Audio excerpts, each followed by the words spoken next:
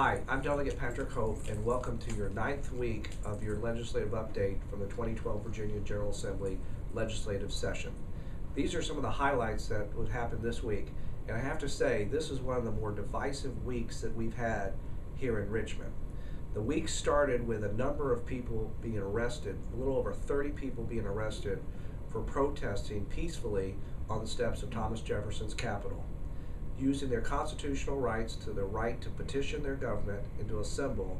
The Virginia State Police brought out police dogs, they brought out semi-automatic weapons, SWAT team, and riot gear to take them off the steps of the Capitol. I'm very disturbed by some of the images of what we've seen on Saturday, people peacefully protesting and using their constitutional rights to do so.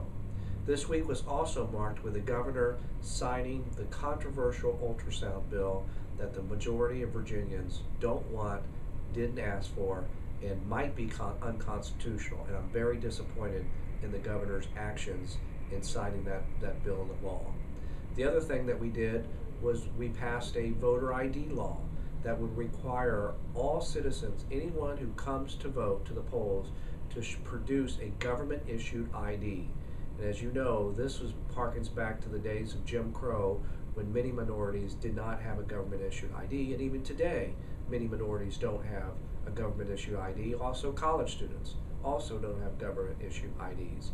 So this is going to be a problem. The only reason that these bills are put in are to suppress votes, particularly in light of a presidential election coming up, and I'm very concerned about this bill's constitutionality as well. Again, also the budget is also still a issue that continues to crop its head, and we haven't reached negotiations on it.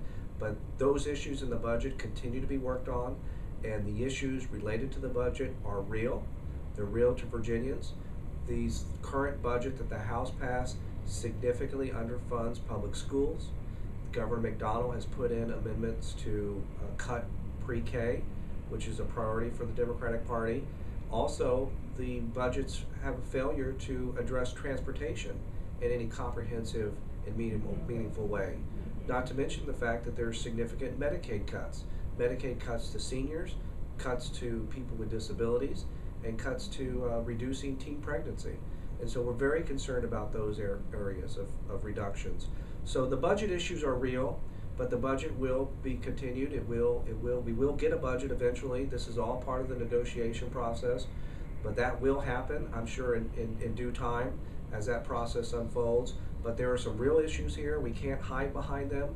All the political spin needs to stop about it. We need everyone's meeting. They're discussing and having a real adult conversation, and hopefully the spin will stop and we can get down to business and work on some of these issues that are very, very difficult and divisive to a lot of Virginians. So that concludes this week's wrap-up. I will come back next week because it does look like we will be in session partially next week until we get a budget.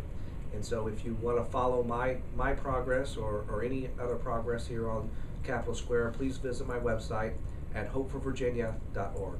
Well, that completes this week's wrap-up, and I hope to see you next week.